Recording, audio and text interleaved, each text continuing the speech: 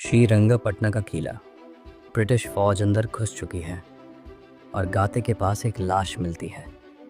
ये कोई आम फौजी नहीं था, ये था टीपू सुल्तान। तलवार हाथ में, जिस्म जख्मों से भरा, मगर चेहरा बिल्कुल झुका हुआ नहीं। और यहीं से शुरू होता है एक सवाल जो आज तक इंडिया को डिवाइड करता है।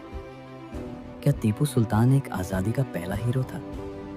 आज हम बिना बायस, बिना प्रोपेगेंडा टीपू सुल्तान की पूरी कहानी सुनेंगे।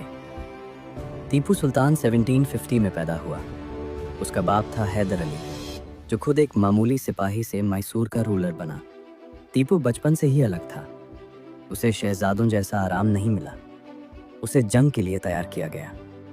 घुड़सवारी, तलवारबाजी और दुश्मन को समझना, ये सब उसकी ट्रेनिंग का हिस्सा था। जवानी तक पहुंचते पहुंचते टीपू जंग के मैदान में अपनी पहचान बना चुका था।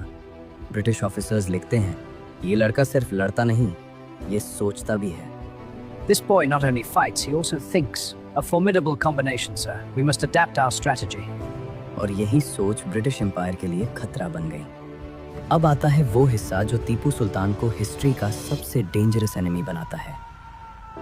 रॉकेट्स। हाँ, रॉकेट्स। टीपू सुल्तान ने दुनिया के पहले आयरन रॉकेट्स बनवाए। ये रॉकेट्स 2 किलोमीटर दूर तक जा सकते थे, हवा में फटते थे और ब्रिटिश फौज में पैनिक फैला देते थे। 1780 में बैटल ऑफ पोलिलूर हुई। ब्रिटिश आर्मी को इतनी बुरी तरह हराया गया कि लंदन तक खौफ फैल गया। ब्रिटिश सिपाही लिखते हैं, आसमान से आग बरस रही थी। यही रॉकेट्स बाद में अमेरिका के नेशनल एंथम में रॉकेट्स रेड ग्लेयर का सबब बने। सोचो, एक इंडियन रूलर ने दुनिया का फ्यूचर बदल दिया। मगर हर ताकत के साथ अंधेरा भी आता है। टीपू सुल्तान ने ब्रिटिश के खिलाफ 4 एंग्लो मैसूर वॉर्स लड़ी। कभी जीता, कभी हारा। फ्रेंच से दोस्ती की, ब्रिटिश को इंडिया से निकलने का ख्वाब देखा। 1792 में एक ऐसा वाकया हुआ जिसने टीपू सुल्तान को अंदर से तोड़ दिया। ब्रिटिश ने उसके 2 छोटे बेटों को हॉस्टेज बना लिया। सोचो, एक बाप, एक बादशाह अपने बच्चों को दुश्मन के हवाले करता हुआ। इस दिन के बाद लोग कहते हैं टीपू बदल गया। ज्यादा सख्त, ज्यादा शकी, ज्यादा इंटॉलरेंट। मंदिर और चर्चेस तोड़ने के इल्जाम लगे। सवाल ये नहीं कि ये हुआ या नहीं, सवाल ये है क्यों हुआ। इसी सवाल पर आज भी इंडिया डिवाइडेड है। मगर कहानी यहीं खत्म नहीं होती। अब एक शॉकिंग ट्विस्ट। जब मराठास ने श्रृंगेरी मठ को लूटा तो मदद किसने भेजी? टीपू सुल्तान ने। उसने पैसे भेजे, मंदिर को दोबारा बनवाया, रिस्पेक्ट के साथ लेटर्स लिखे। उसने हिंदू टेम्पल्स को डोनेशंस भी दिए।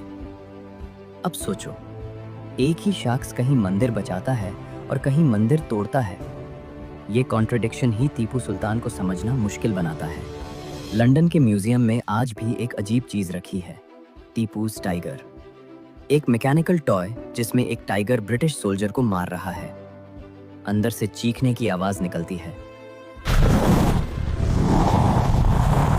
टीपू को टाइगर पसंद था। कॉइन्स पर, तख्त पर, कपड़ों पर टाइगर उसके लिए पावर का सिंबल था। 1799 ब्रिटिश ने श्रीरंगपटना पर फाइनल हमला किया। टीपू सुल्तान के पास भागने का मौका था, मगर उसने मना कर दिया। उसके अल्फाज मशहूर हैं, शेर की तरह एक दिन जीना भेद की तरह 100 साल जीने से बेहतर है। और वहीं हुआ, गात के पास वो शहीद हुआ। ब्रिटिश भी मान गए कि टीपू सुल्तान ने हिम्मत के साथ जान दी।